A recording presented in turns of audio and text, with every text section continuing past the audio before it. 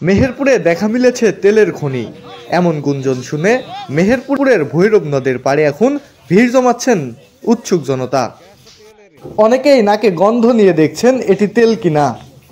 মেহেরপুরের ভৈরব নদের বন্দর এলাকায় নাকি পানিতে তেল জাতীয় পদার্থ ভাসতে দেখতে পেয়েছে স্থানীয়রা। এরপরই সেখানে ভিড় জমাতে শুরু করছে উৎসুক জনতা।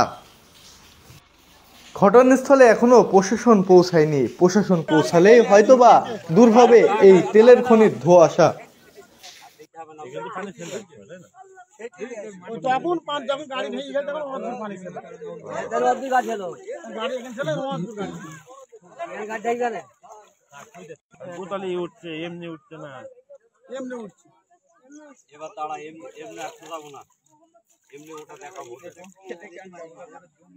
আর নড়াবা না, তেল আমাদের টাকা কম হয়ে যাবে।